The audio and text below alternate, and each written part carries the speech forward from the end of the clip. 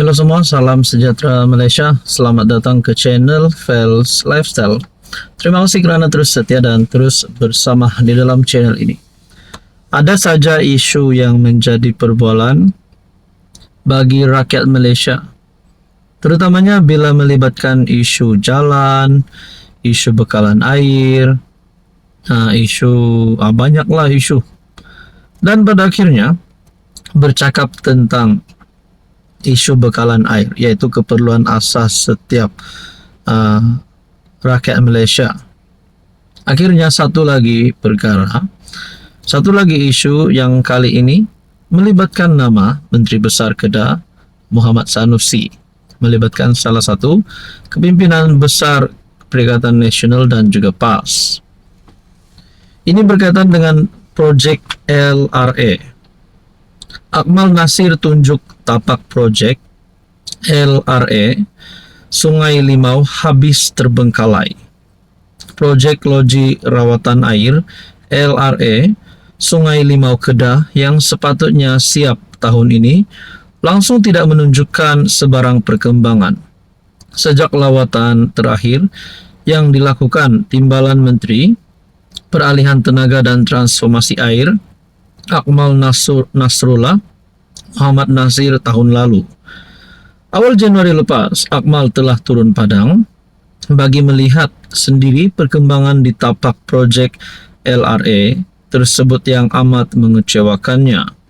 Beliau memuat naik video kunjungannya ke tapak LRA Sungai Limau dan memperlihatkan keadaan tapak projek yang sudah naik lalang. Kata Akmal, wang pembayar cukai rakyat Malaysia diguna untuk membantu rakyat Kedah. Namun lain pula yang jadi apabila ia diuruskan kerajaan negeri. Bila projek diurus kerajaan negeri pula jadi begini. Wang pembayar cukai seluruh rakyat Malaysia diguna untuk projek yang sepatutnya bantu rakyat Kedah dapatkan bekalan air.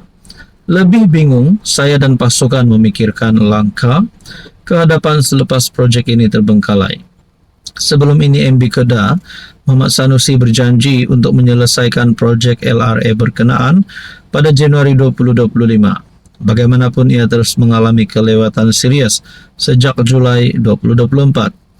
Sanusi mengumumkan kontraktor tersebut ditamatkan kontraknya selepas gagal memenuhi lanjutan masa EOT terakhir yang tamat pada Januari.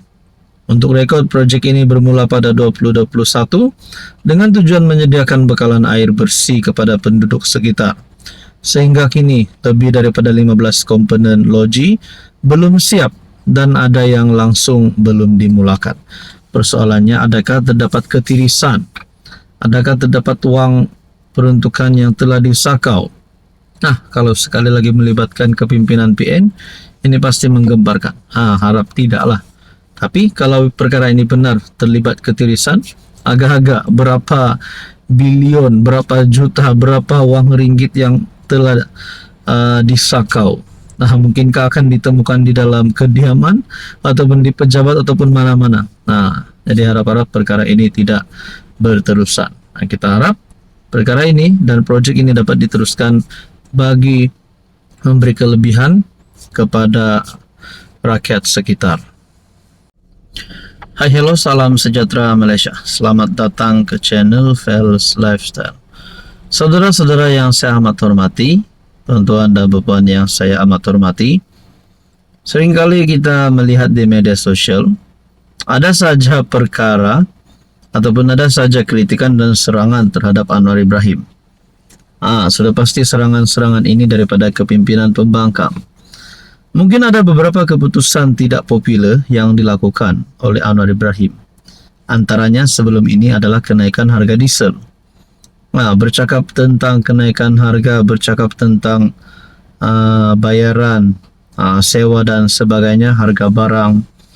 Akhirnya, satu lagi perkara yang telah menarik minat pembaca, yang telah menarik perhatian netizen, berkaitan dengan tarif elektrik. Dalam satu tulisan daripada Syabuddin Husin, TNB untung berbilion ringgit, tak naik taraf elektrik tak boleh ke?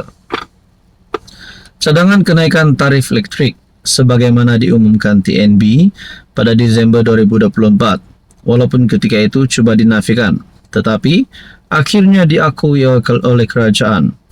PM berkata kenaikan yang akan bermulai Julai nanti adalah suatu keperluan. Tarif elektrik perlu dinaikkan pada separuh kedua tahun ini. Bagaimanapun, tambah beliau, kenaikan itu bukan sebanyak 14% sebagaimana diumumkan TNB. Anwar mengakui langkah itu akan menyukarkan atau merugikan, namun menyatakan kerajaan bersedia mendengar pandangan orang lain. Dalam kenyataan pada 27 Desember 2024, TNB memaklumkan bahwa Julai 2025, tarif asas elektrik akan dinaikkan sebanyak 14.2%. Sebagai respon kepada pengumuman TNB tersebut, Perdana Menteri berkata, kerajaan tidak akan membenarkan kenaikan tarif elektrik yang boleh menjejaskan rakyat. Fadilah kemudian berkata, Kementerian Peralihan Tenaga dan Transformasi Air (Petra) yang diterajuinya tidak dirujuk dan dimaklumkan oleh TNB berhubung kenaikan tarif elektrik yang diumumkan. Dalam hal ini, sebarang pengumuman berhubung penetapan tarif elektrik di Semenanjung akan dikeluarkan oleh kerajaan. Sekarang apa sudah jadi? Setiap tahun TNB dilaporkan untung berbilion ringgit. Tak naik tarif elektrik tak boleh ke? Soal Syabudin Nursin. Jadi bermula daripada perkara ini, saya menimbulkan satu persoalan lah. Kalau ada beberapa kepimpinan di dalam kerajaan yang mulai tidak berpuas hati dengan perkara ini, adakah akan ada wakil rakyat? Akan ada parti yang menyokong kerajaan hari ini untuk bertindak keluar daripada kerajaan? Mungkin ada yang mulai bercakap, adakah dengan ini Anwar layak dipecat? Nah, jadi pada akhirnya pandangan ramai orang menjadi pandangan. Hanya menjadi pandangan, hanya menjadi satu kritikan, dan akhirnya Anwar Ibrahim sebagai PM pasti akan mengambil satu keputusan yang lebih bijak selepas ini. Karena kita tahu Anwar Ibrahim mengambil keputusan-keputusan ini bukan untuk diri sendiri, tetapi untuk kepentingan rakyat Malaysia. Jadi pada akhirnya, kalau ada yang kata ada MP tarik sokongan, ada parti tarik sokongan, ada yang berkata Anwar layak dipecat, bagi saya belum lagi kita boleh simpulkan perkara itu. Kita nantikan saja pada PRU 16. Halo semua, salam sejahtera Malaysia. Selamat datang ke channel Fels Lifestyle. Terima kasih kerana terus setia dan terus bersama di dalam channel ini. Tiba-tiba Malaysia dikejutkan dengan berita berkaitan dengan MCA keluar Barisan Nasional. Adakah dengan ini terdapat wakil rakyat daripada BN akan letak jawatan, akan keluar daripada kerajaan? Dan dari manakah permulaannya timbul berita MCA keluar BN? Saudara-saudara, berkaitan dengan isu tersebut, saya melihat dalam satu maklumat ataupun satu berita, tiada pihak termasuk DAP minta keluarkan MCA daripada Barisan Nasional. Nah, kita nak tahulah dari mana berita, dari mana akar cerita ini yang berkata ataupun memulakan isu MCA keluar BN. Adakah Presiden MCA dan Presiden UMNO sedang dalam pergaduhan? Kalau MCA keluar BN, agak-agak apa yang akan berlaku kepada Barisan Nasional? Apa yang akan berlaku kepada UMNO? Dan apa yang akan berlaku kepada kerajaan? MKT UMNO, Ahli Majlis Kerja Tertinggi UMNO, Abdul Rahman Dahlan, menolak dakwaan bahawa terdapat perbincangan untuk mengeluarkan MCA daripada gabungan BN. Rahman menjelaskan bahawa tiada mana-mana parti termasuk DAP yang merupakan sekutu dalam kerajaan gabungan serta pesaing politik lama MCA membuat permintaan sedemikian. Sebagai ahli pengasas kepada BN, saya tidak nampak pun keperluan untuk parti itu keluar daripada gabungan tersebut. Saya pun berfikirlah, DAP pun tiada buat kenyataan bahawa ingin MCA keluar daripada BN.